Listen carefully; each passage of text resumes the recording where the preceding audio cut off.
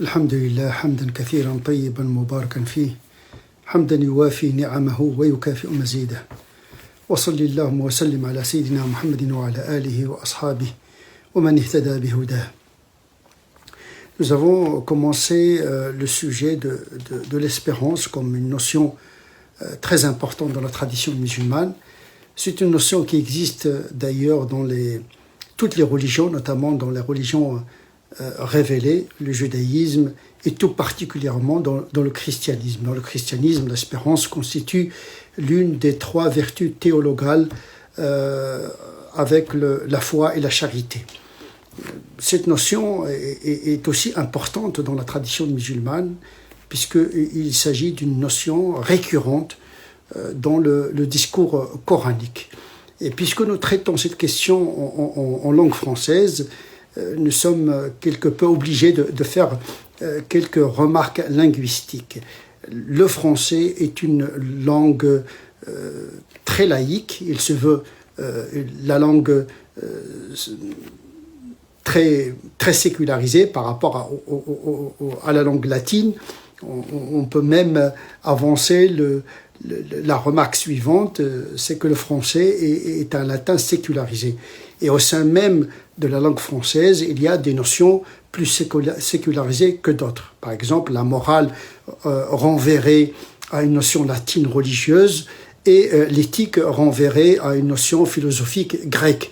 Donc au sein même de la langue française, il y a des nuances à ce niveau-là. L'espérance également fait partie de ces notions qui pourraient être concernées par cette sécularisation. On peut, à ce titre, considérer que l'espoir est une forme sécularisée de l'espérance. Après cette remarque linguistique, nous disons que l'espérance peut être considérée comme une notion théologique, spirituelle, une notion transcendantale et liée à une notion de très religieuse, très mystique.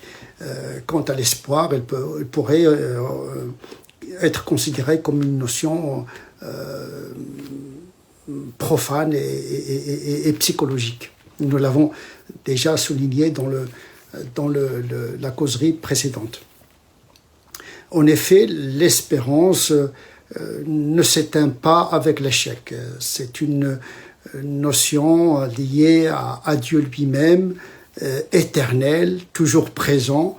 Et à cet égard-là, le croyant espère en Dieu. Et donc celui qui espère en Dieu ne se fatigue pas, ne perd jamais espoir, donc à juste titre, parce qu'il s'agit d'un rapport avec l'altérité, une altérité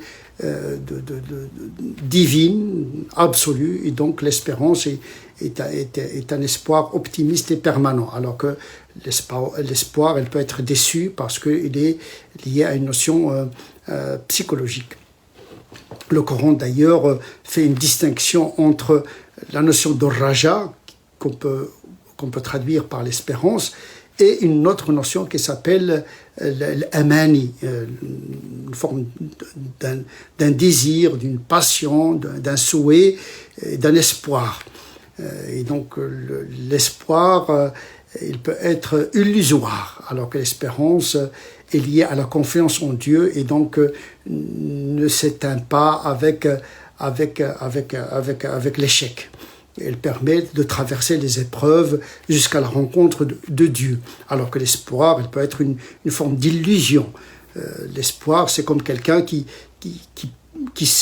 ne sème pas, qui n'irrigue pas la récolte et qui a l'espoir de récolter les fruits, alors que l'espérance est un espoir actif à ce titre. Et donc c'est quelqu'un qui achète la terre, qui laboure, qui sème et qui irrigue et qui attend la récolte. Donc l'espérance, elle est accompagnée par l'action, alors que l'espoir, il pourrait être paresseux d'une certaine manière. Et le Coran confirme cette distinction entre l'espoir et l'espérance, en qualifiant l'espoir par l'amani et l'espérance par raja. Il dit dans Surat Nisa, ليس بأمانيكم ولا أماني أهل الكتاب من يعمل سوءا يجزى به. Cela ne dépend pas de votre espoir, ni l'espoir des gens du livre. Celui qui fait un mal en subira les conséquences. Donc l'espoir, c'est une illusion.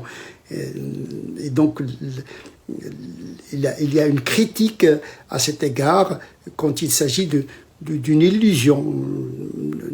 Faire le mal et ne pas s'attendre à ses conséquences. Donc il y a des lois universelles qui s'appliquent et le Coran, eh bien, il rappelle cette loi divine. Celui qui fait le mal, eh bien, il va subir ses conséquences dans ce bas monde ou dans le delà. Par contre, quand il parle de raja, l'espérance, il l'associe avec l'action. فمن كان يرجو لقاء ربه فليعمل عملا صالحا ولا يشرك بعبادة ربه أحدا. Celui qui espère, qui a l'espérance en Dieu, un espoir actif de rencontrer Dieu, qu'il accomplisse une action juste, l'amal salih, ولا يشرك بعبادة ربه أحدا. Il ne doit pas associer à Dieu une autre divinité.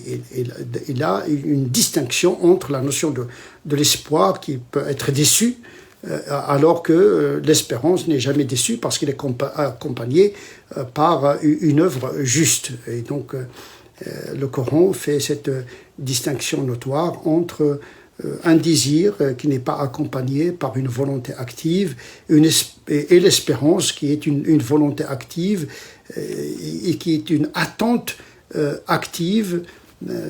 Celui qui sème, il a le droit d'attendre avec optimisme et confiance la récolte, alors que celui qui ne sème pas, qui n'agit pas, son espoir est vain. Parce qu'il ne l'a pas accompagné par une action.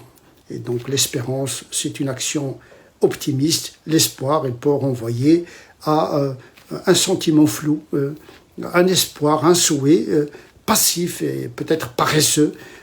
Et donc, à cet égard-là, il y a une nuance que le Coran souligne. Donc, espérer, c'est agir et attendre activement la grâce de Dieu, la récompense de Dieu. أقول قولي هذا وأستغفر الله لي ولكم. سبحان ربك رب العزة عما يصفون وسلام على المرسلين والحمد لله رب العالمين.